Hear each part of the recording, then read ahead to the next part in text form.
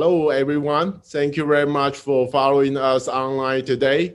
And it's our pleasure to invite Dr. Jessamy, the author of The Imposter Q, one of the bestseller books that is very popular both online and also sold in the bookstore. I think it's published in English and also traditional Chinese version. And also coming soon in 2021, in March, the simplified Chinese and also the Mandarin version will be released soon. So today, join us, we also have Robert Holmes, my colleague from Zhejiang University, to join us. So thank you very much for both of your valuable time. And I think today, I think it's really great to talk about the imposter cure.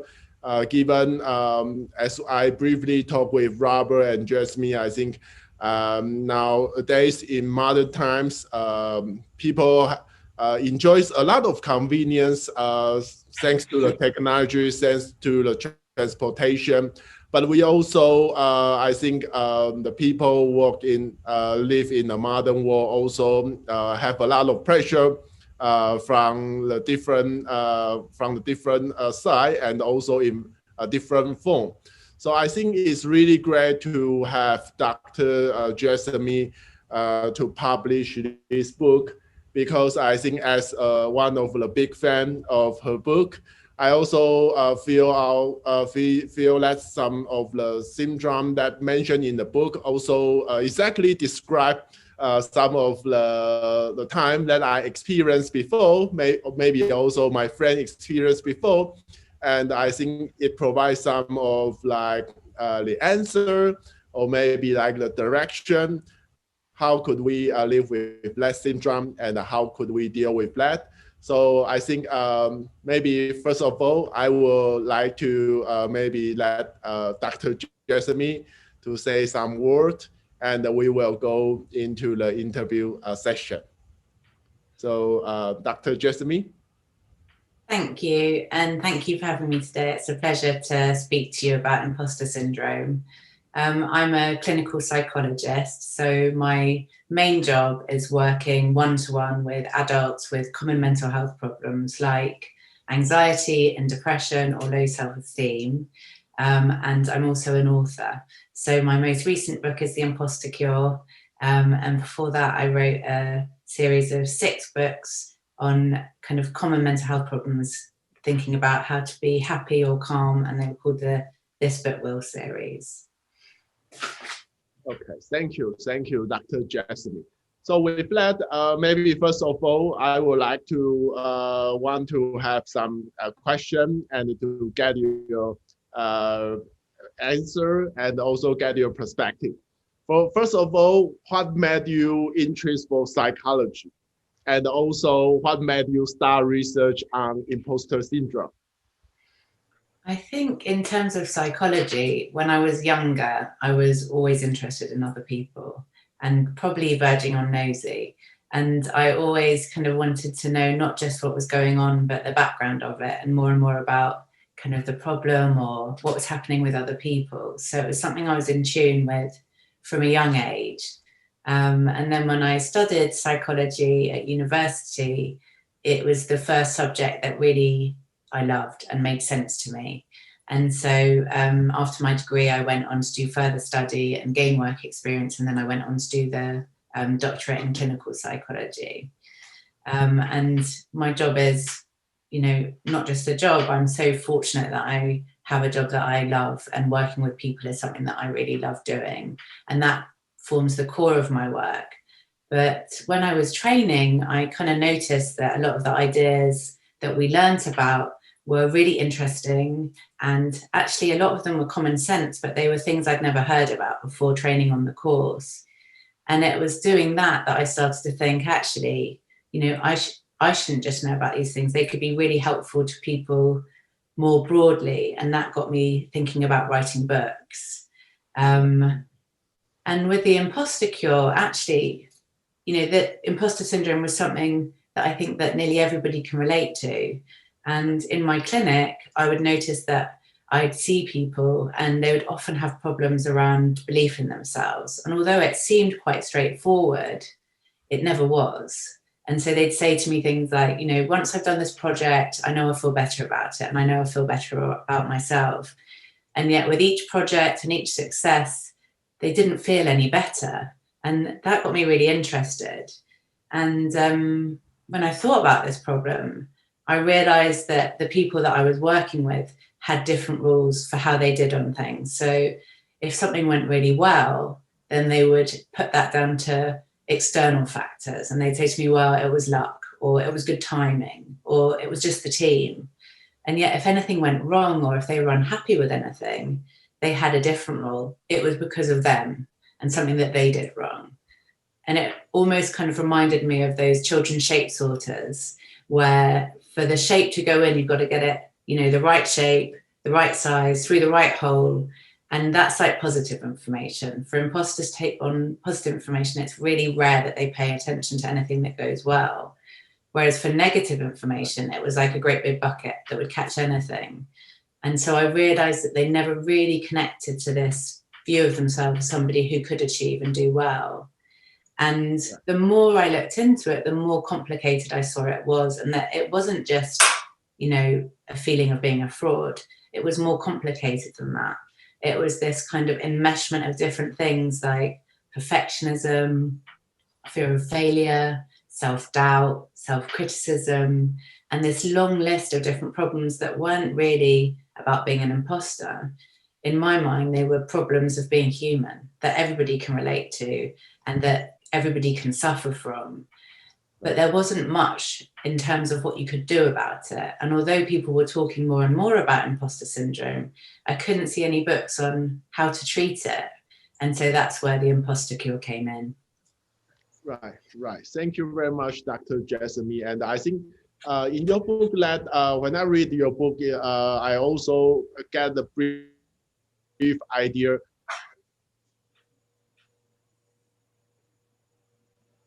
Oh.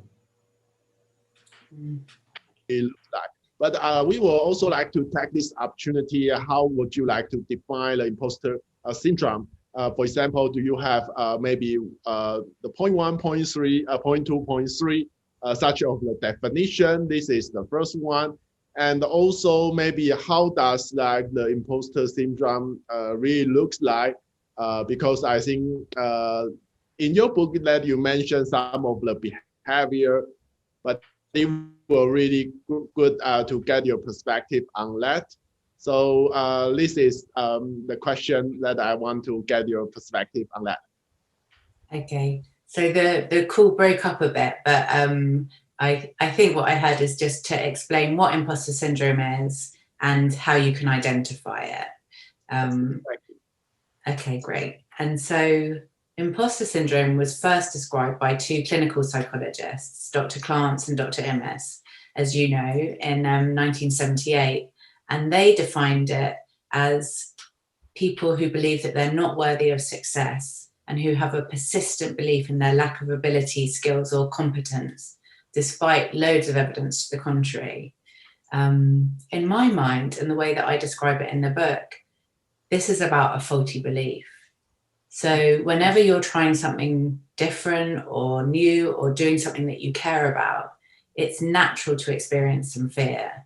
That fear is just that you're pushed out of your comfort zone and you're doing something new or something that you care about and you're not sure you can do it yet. And the trouble comes in terms of how you interpret that feeling. So if you experience imposter syndrome, you believe that that feeling of anxiety means that you're not ready for this, or that you're not up to the task, or that actually you're a fraud. And imposters, you know, incorrectly believe that confident people don't feel like this, and that they just kind of approach every task and think, great, I can do this, this is no problem. Whereas the reality is that we all feel that insecurity and fear beforehand. It's just that confident people know that's normal and will do it anyway, and they come to a different conclusion. And imposters miss the fact that this discomfort is just completely normal and nothing to worry about, and not a signal that they're a fraud. And I suppose in terms of identifying it, that's where the problem comes in. Because for most people who have an imposter syndrome, they don't think they've got it. They think they really are a fraud and there's a problem with them, and that this isn't a problem of imposter syndrome. However, kind of simple questions that you can think about are whether it's hard for you to accept compliments and achievements, whether at times you feel like your success has been down to luck, whether you worry that other people will discover that you're not as competent as they believed or not as good as they thought, a feeling that you don't deserve your success, and also comparing yourself to others and imagining that they're more competent and more able than you are. And if you answer yes to any of those, then chances are you could be having imposter-like thoughts. Right. Thank you very much, Dr. Jessamy. But for me, it seems to me that how do we differentiate the imposter syndrome and the perfectionist? Because in my program, I have a lot of students, maybe they are always study very well. They are the best student. They can submit a good report and to get the good score for the exam. But the problem is that when they have opportunity to enter those consulting firms, especially for financial program students, they want to go to Deloitte, PwC, or KPMG. And the problem of those, like the employer report to me is some students, they are doing very well in university, but the problem is they are the perfectionists. So sometimes maybe in the real world, maybe we don't really need to finish the work like 100% perfect. But when it's like 80% perfect, it's already good enough to submit to the client. So what do you think that the imposter syndrome will have the impact for ourselves and also the people surrounding us? And any advantage or any disadvantage? I think that perfectionism is a core part of imposter syndrome. And the trouble with imposters is they set themselves these incredibly high standards and they feel like they're never quite reaching them, because the reality is that perfect doesn't exist. And like you say, 80% done is good enough. And the time and energy you put into that last 20% isn't worth 20% more. Actually, you're a much more effective and efficient worker if you do it to 80% and then you send it off. And if there's anything that needs changing, you change it. And more often than not, there won't be.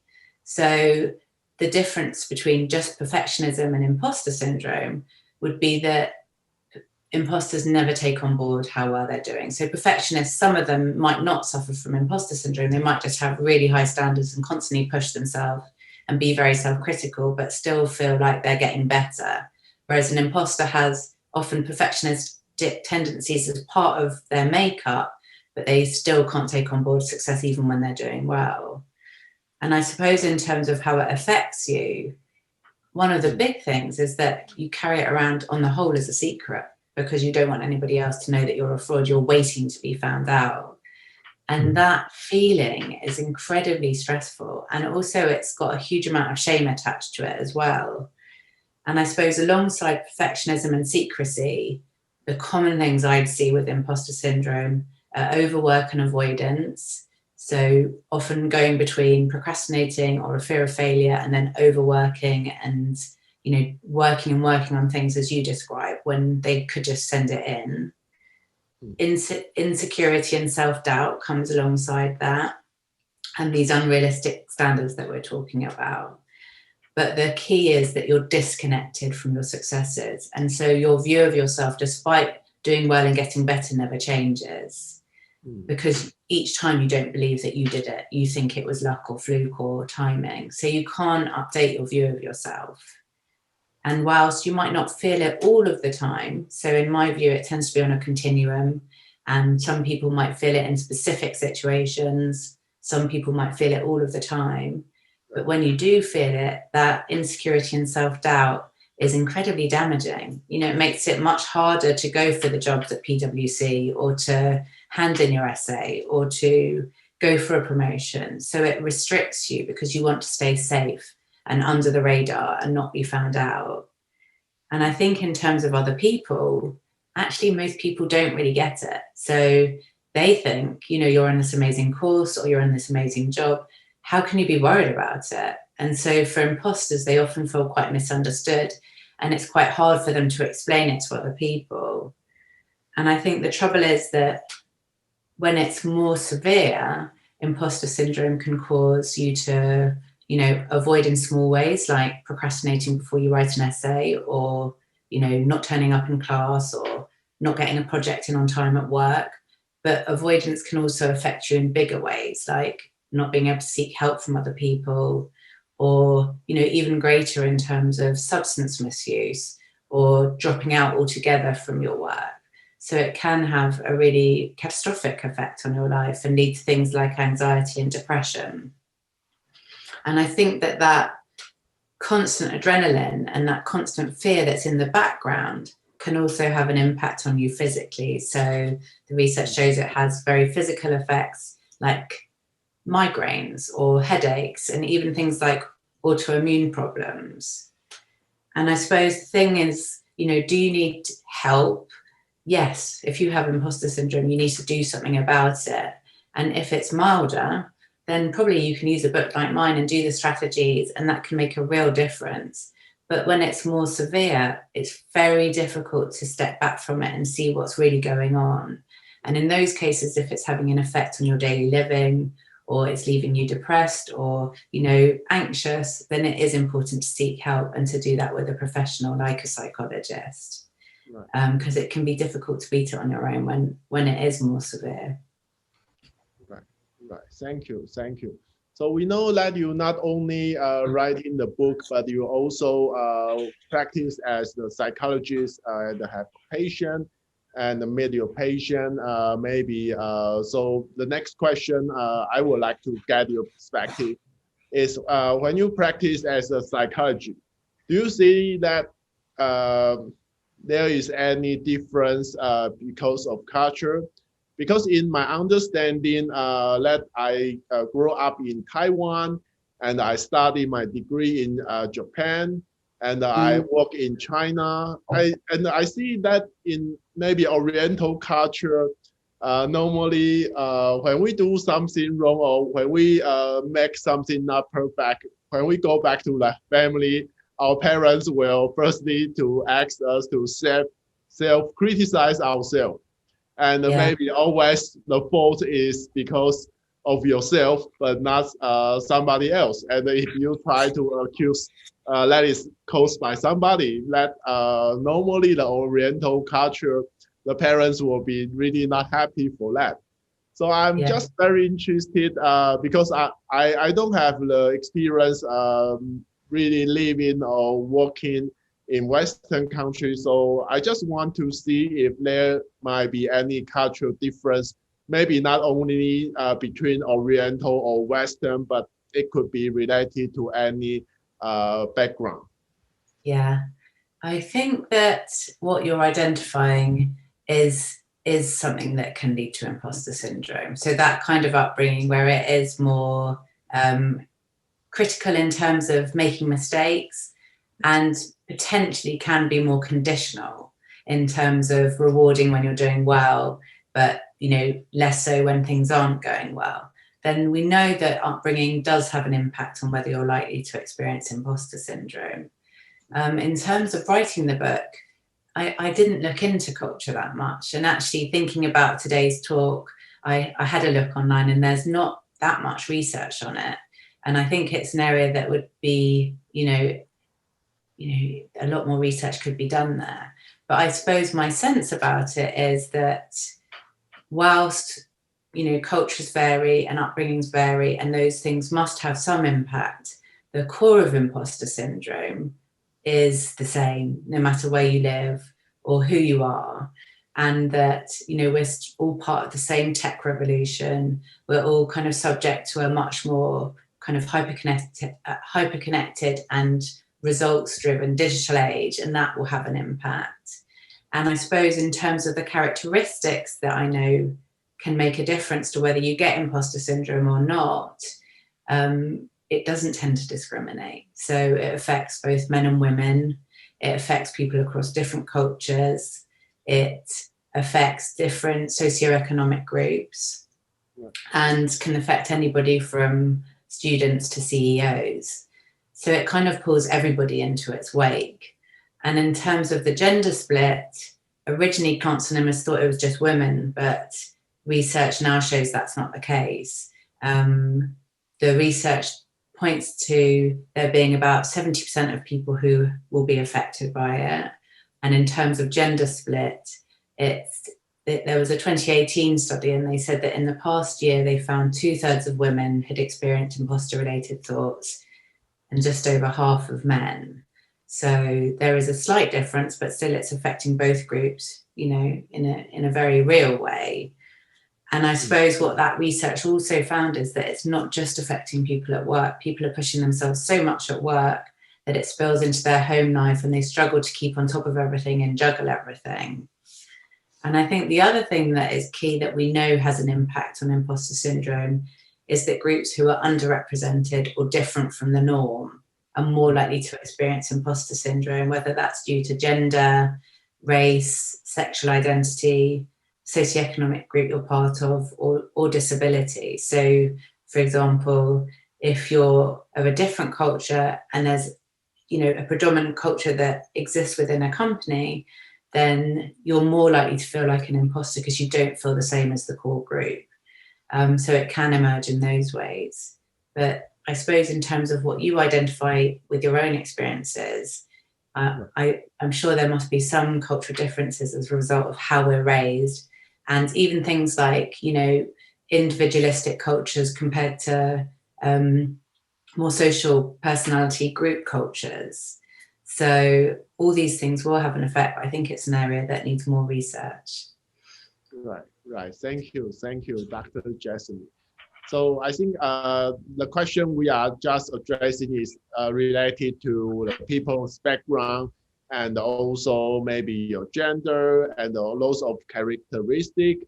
But the next question I will pretty much interested in is about the external factor. Especially in 2020, we are experienced COVID-19.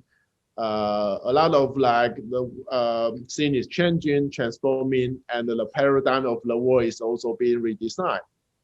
And I also think about, for example, here that people normally say for those of the people born just right after World War II, normally they are much more like energetic or maybe psychological health or something like that. So I'm just wondering, for example, do you see that people living in different era, maybe like the how can I say, the group of people of their age, will that be the different? For example, nowadays I think people is like born after 2000, maybe they are very familiar with their mobile phone, so they have maybe less really face-to-face contact, but much more like the virtual contact. So I'm just wondering, will that some of the factor also associated with the imposter syndrome in terms of proportion?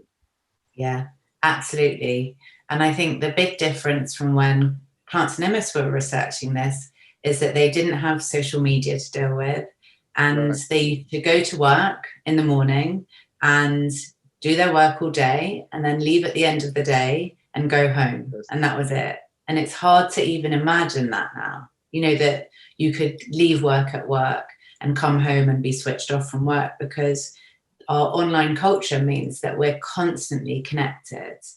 And I think those two things do have an impact on imposter syndrome, because there's perfectionism as a result of that. You know, those both drive perfectionism, social media, comparison, and also overwork and the ability to overwork.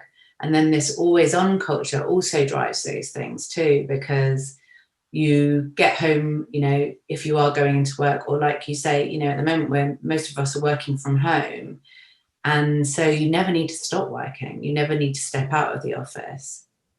And we know that in terms of the impact it's having, both COVID-19 is having an impact, but also even before that, being online and social media and being more connected than ever is also having an impact, as perfectionistic tendencies are on the rise. So research shows that perfectionist tendencies are increasing. And I think things like social media make it seem like anything's possible or perfectible. And we forget to read between the lines and see that this is their highlights reel and they're just putting their best bits on there. But competition in schools and competition in universities has an effect on young people, and they have an expectation of how they should be doing, and that feeds into the idea that they should be doing everything perfectly. And from such a young age, with competition for jobs as it is, and a less stable economy and less stable social circumstances, competition's greater than ever.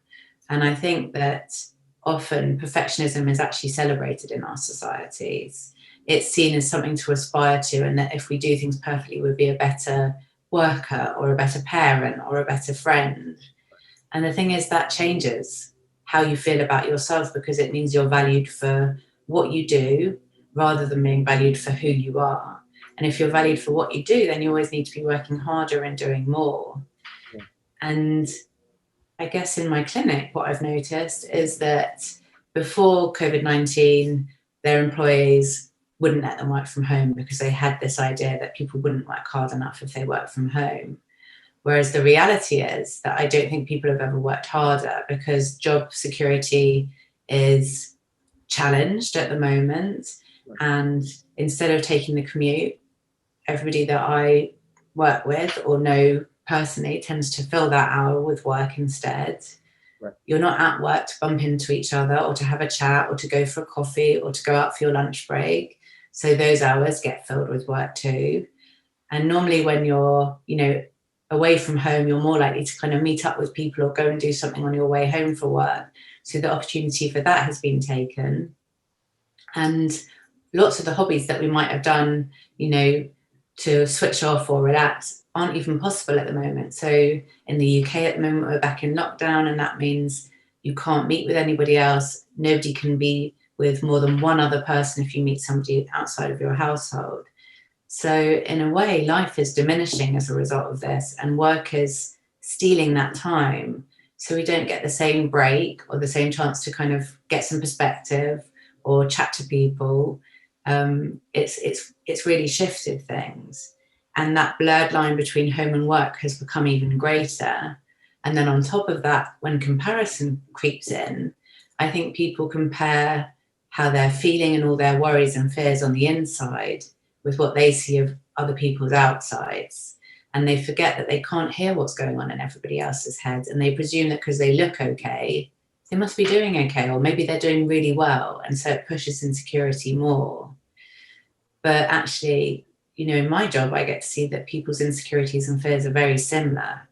Right. Actually, we are far more alike than we realize. And I think it's easy to forget that when you're, with things as they are now. And I suppose, it's not all bad either, because we do know about imposter syndrome, and it's far more widely spoken about and talked about now. And alongside being more connected, there's a good side to that too, in terms of, knowing you're not alone and understanding that other people experience these things and being able to connect to other people that are similar to you. So there are good things too, but I guess that being more online and being so kind of in such a results-driven competitive world feeds imposter syndrome and makes it much more likely. Right. Thank you, Dr. Jessamy. So now I think we have the general picture in terms of the imposter syndrome, and also what make it happen, and also what's like the related or associated factor connected to the imposter syndrome. So thank you very much for that. So my next question is that I think it seems to me that the imposter syndrome maybe everyone somehow experience maybe short time or long time. So my question here is, any treatment in short term or maybe in long term, or how would you like to suggest those of reader after read your book and let identify maybe probably they have the imposter syndrome, and what can they do for themselves, or what can they help for the people surrounding them having this syndrome? The great thing is that there's a lot you can do to change this. And what's been so nice about publishing the book is all the messages I've received from people who said what a difference doing these things has made. And I think that when you have imposter syndrome, it can be easy to say, there's nothing I can do about this, or even to be under the mistaken belief that it pushes you or makes you do better. Whereas actually what we know is it makes you feel more anxious, more disconnected from how you're doing, and it's much harder to enjoy your life when you experience imposter syndrome. So it is really important to take action. And I think 3 simple things that you could do to get started with it are, number 1, to remember that thoughts aren't facts. So just because you feel like an imposter and your voice tells you you're an imposter, in your head, it doesn't mean that you are one. I think it's really important to try and externalize that voice and see it as a bully and somebody who doesn't have your best interests in mind. And rather than going along with it, trying to develop a more compassionate voice and remembering that actually everybody worries sometimes and that it's okay to struggle at times. That doesn't mean you're not doing well. That's just part of finding the right way sometimes. And I think alongside that compassionate voice also comes acceptance. So knowing that nobody scores 10 out of 10 in every area and that we all have idiosyncrasies and flaws, and that's part of what makes us who we are and often can even be a strength. I suppose the second thing is to try and overcome this disconnect. So this disconnect from how you see yourself and the reality of all you've done. And something that I do in therapy is get people to write down almost like a CV of all their experiences and to write down anything and everything that they've ever done that is, an achievement or has made them feel good about themselves, whether that's at work, in their personal life, with their kids. It doesn't matter, just to write absolutely everything down and to read through that list and to read through it regularly and also to add to that list so that you start to shift that bias. So when you have an imposter syndrome, you've been collecting information to support it. And in a way, it's like focusing on, 5 or 10% of your life, focusing only on the bits that you're unhappy with or want to do better with. Whereas, if you imagine looking at a picture and you just looked at 5% or 10% of the picture, you're not really seeing what that is. And in a way, by writing down your successes and really thinking about all you're capable of, you're just seeing the full picture of your life rather than that 5 to 10% you're unhappy with. And I think when you've got that list and you read through it and you add to it, it's also important to try and take different perspectives. So you could look at it and think, imagine when I was younger, if I read this list and knew that I would do all those things, I wonder how I'd feel about that. Or, imagine if somebody told me about someone who could do all these things, how might I view that person? Because more often than not, we've had all these achievements and all these things that we've gone well or are happy with, but we haven't stopped to enjoy them or to notice them. And we've just moved the goalposts. And when you look back at it in that kind of more retrospective way and think, God, this was something I really dreamt of when I was younger. And I'm at that point now. And when you see that, it lets you think, oh, what could I go on to do? And it changes how you think about yourself. Right. And I suppose the last thing is to try and step out your comfort zone. So, as we said at the start, one of the problems with imposter syndrome is it can stop you going for the things that you want to go for, or to take the promotion, or to apply to the top company that you want to work for. And when you just avoid those things, the imposter voice wins. You don't get a chance to disprove it. You don't get a chance to apply it and get the job and see, okay, that was the imposter voice saying that. Actually, it wasn't the reality of how I could do. And we know that when you challenge yourself and push yourself out of your comfort zone, it's hugely important for mental health, for personal growth, for well-being. And I think that a simple thing to keep in mind when you're doing these things is to remember that confidence and insecurity are not separate but intertwined. They're almost like a circle. So it's natural to feel some insecurity and then to try something new and to build confidence. But you don't just stay confident. It probably comes round again with the next thing when you feel insecure.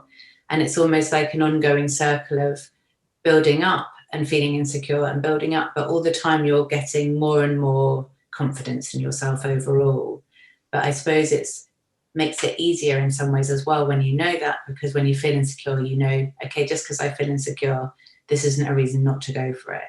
I can still do it. I felt like that last time and I was so pleased I'd done it afterwards. And you can use that information to support you moving forward with your goals. Right. Thank you, Dr. Jessamy. And I think particularly, for my personal experience, I think sometimes to write down what you have been done, and I think that is very helpful, at least from my personal perspective, given you will see, okay, I already did so many things.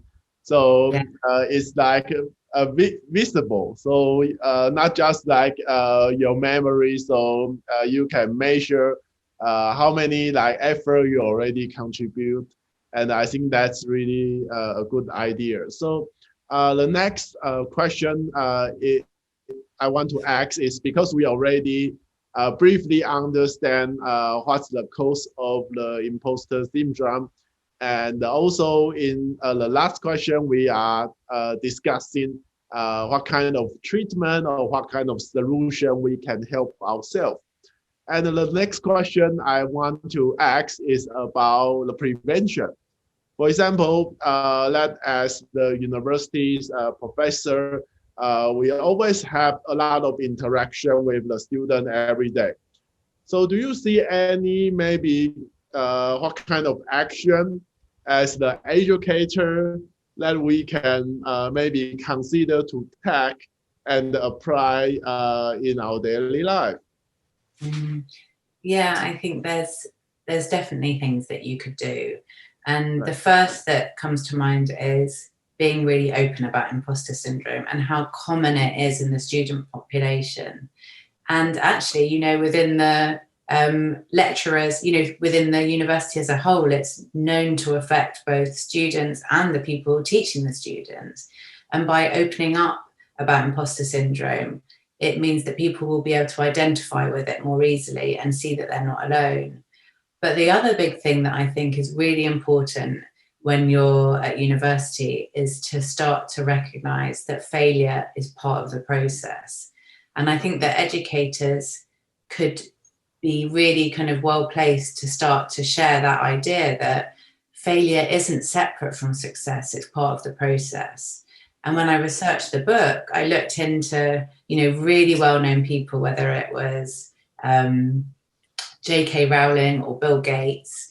Right. And I found with every single story that failure was part of the story, and that there were things that went wrong or that they struggled with in their career that actually they learned from and that they used to then inform what did become a success. Right. And I think as educators, when you start to, you know, let students know it's normal to fail and accept that they're going to fail, you give them a chance to see that even when they fail, they can cope. And that even when things go wrong, they can learn from it. And that it's not really as scary as they thought.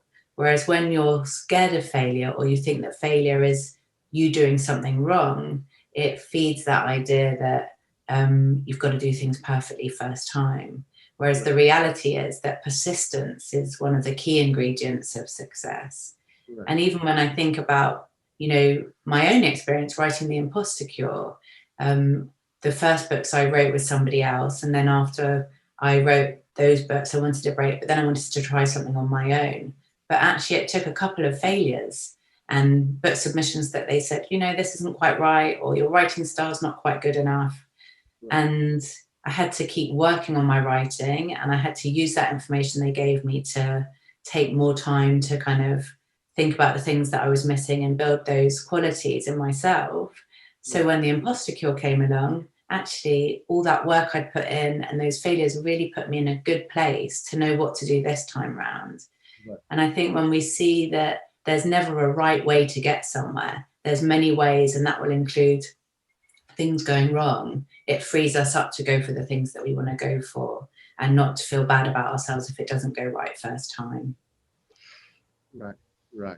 Yes, I think that you, one of your sentence, I think is very important, take the failure as a process. And maybe it doesn't need to be necessarily the process of success, but maybe it could just be a process, maybe of your life. So I think that's very important message to the student, because I think at least in China, lots of the students can enter into the top university. Normally, they always do their study work very well from the elementary school to junior high school to high school, and also maybe top of the top of the student in their province, and eventually they can enter university. So maybe I observed some of the students, maybe they enjoy it, like when they contribute or take the effort, they expect the success is coming. But in the reality, sometimes it's not always the case, it's not always the story.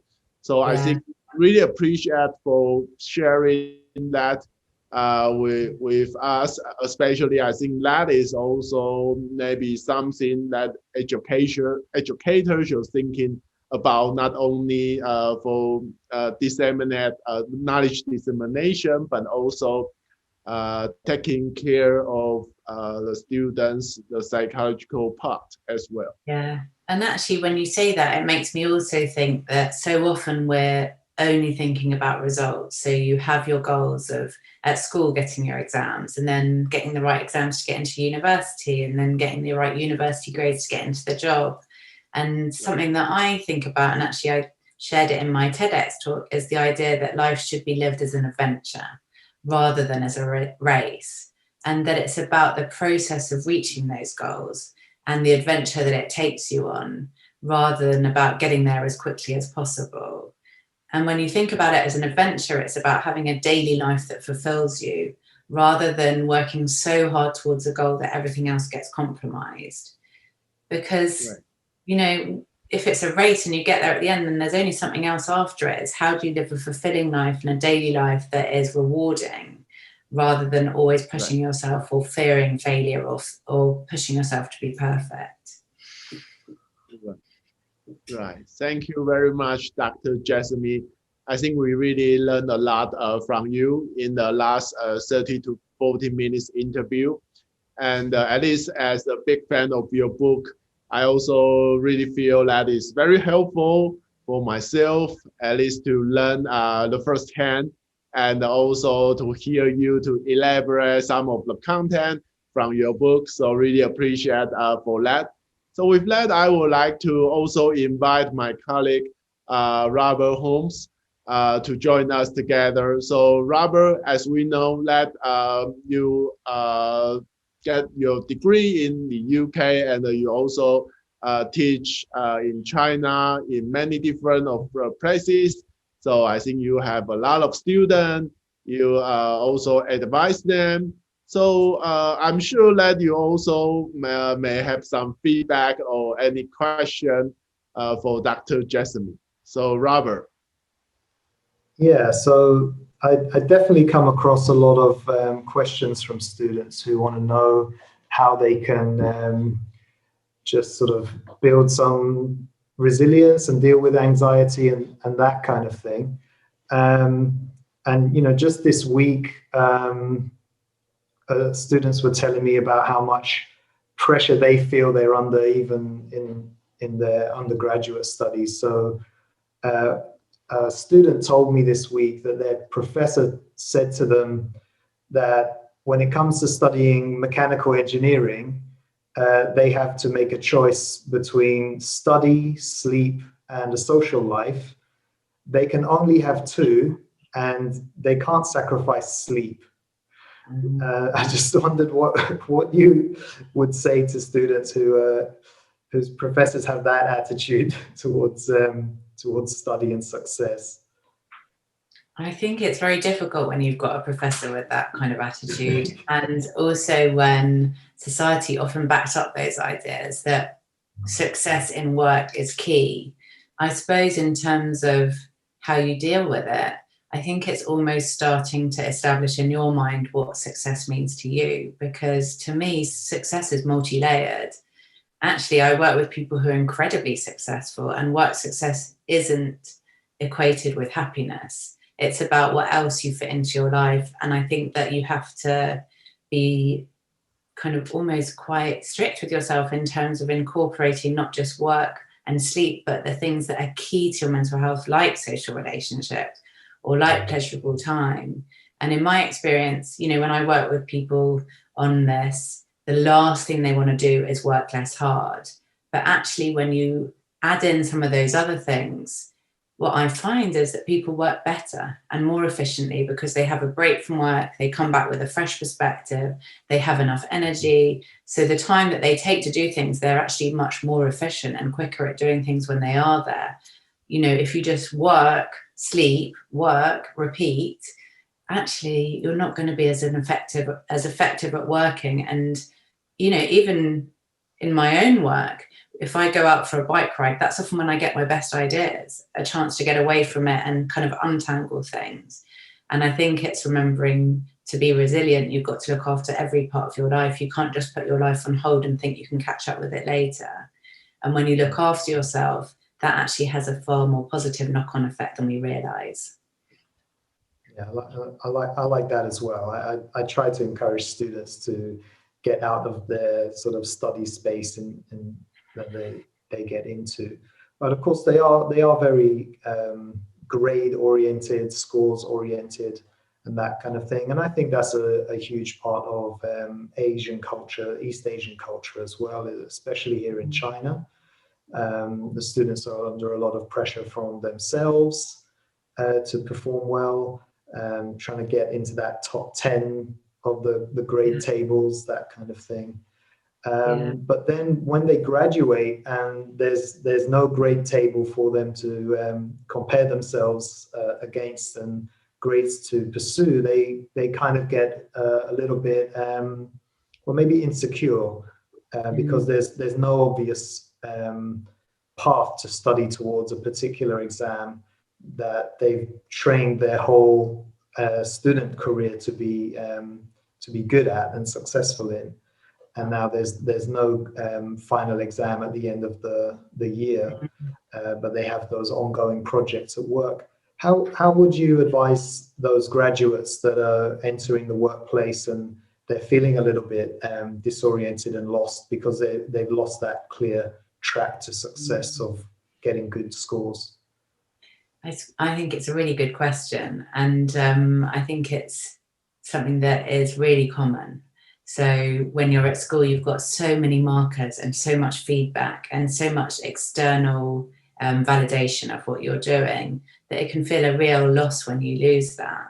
And I suppose even in terms of what you're saying, you know, with how hard people have to work at university to get the grades and how focused they are on that, I think that imposter syndrome and letting go of imposter syndrome doesn't mean letting go of working hard and being ambitious.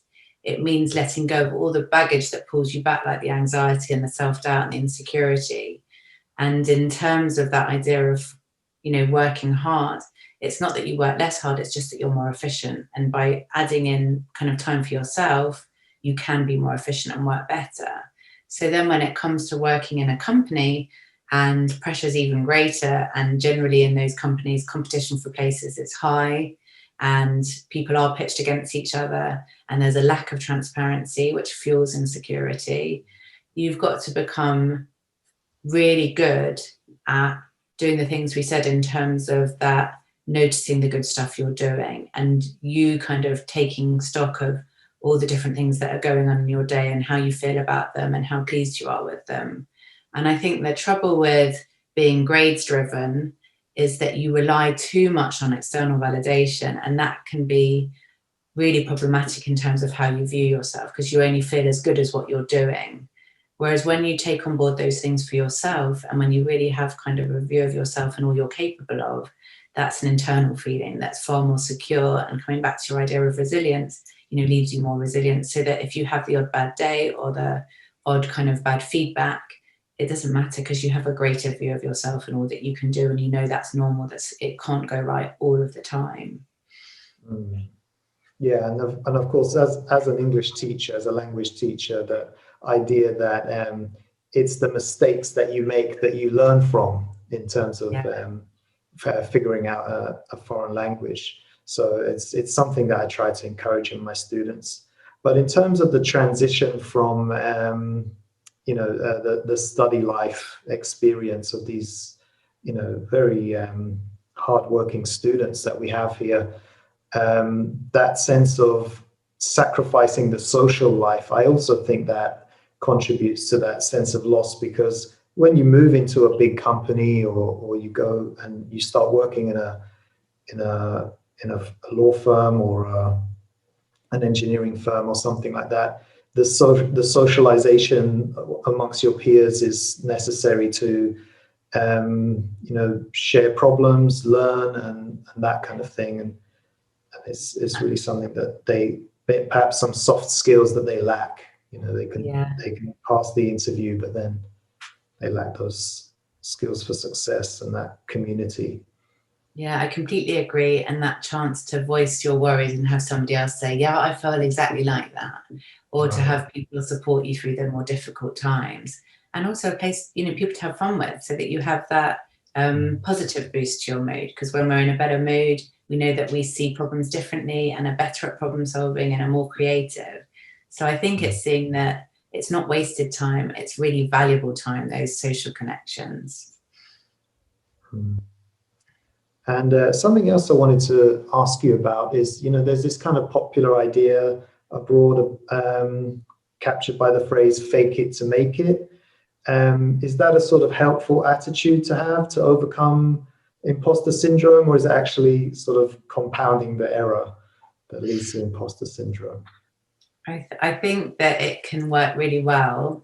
And in a way, it's kind of that idea of bluff, and knowing that you don't have to know exactly what you're doing to get started on something. It's okay to say, okay, I'm going to do this. Yeah, I can take this project on without knowing exactly how you're going to do it yet.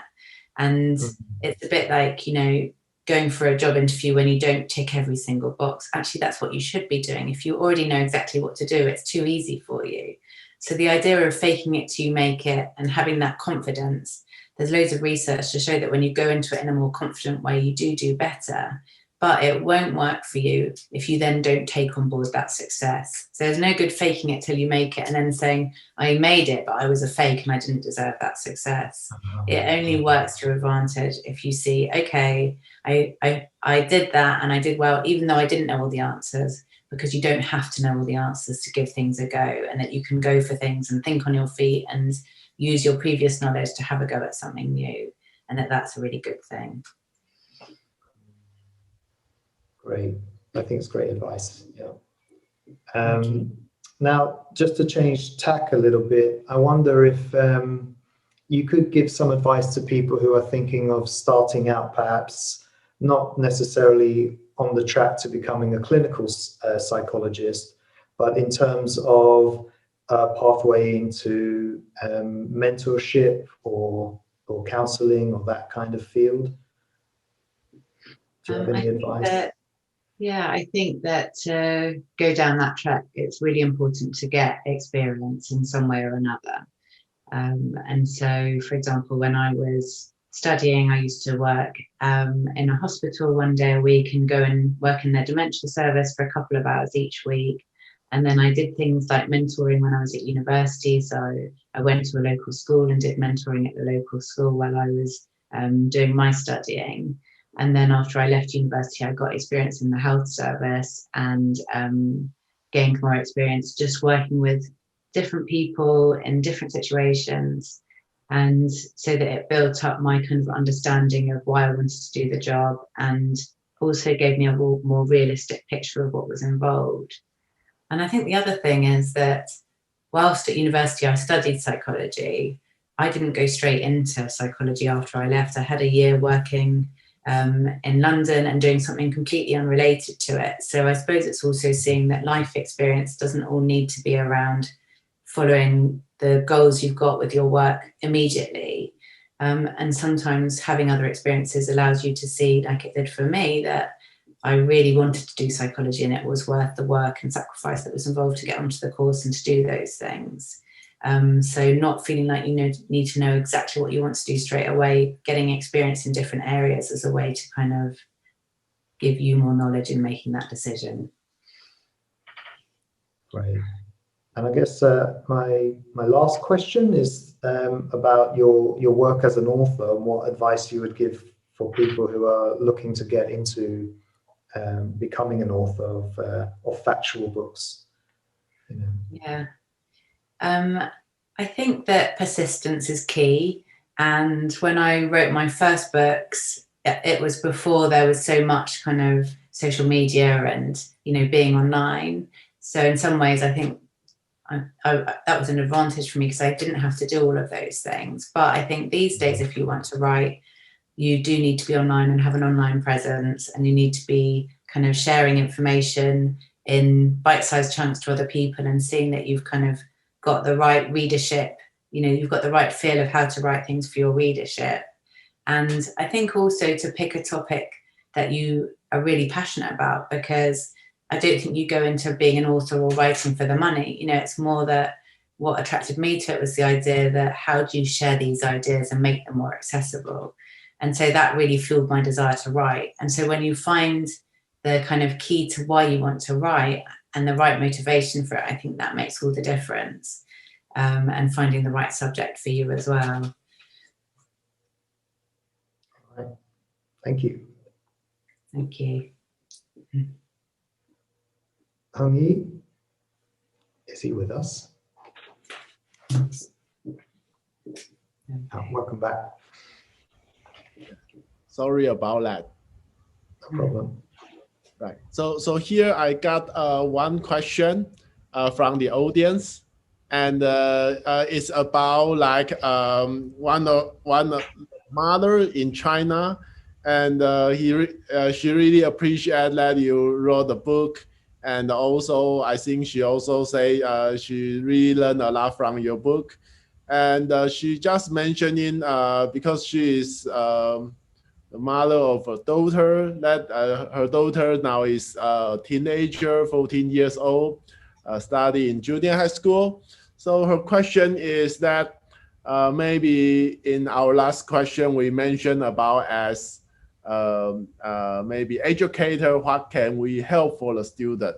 So her question is quite similar, but as the parents, how could she help for her daughter to prevent that kind of the syndrome, or maybe how what kind of advice or any book you recommend? I think that it's really important how we talk to our children.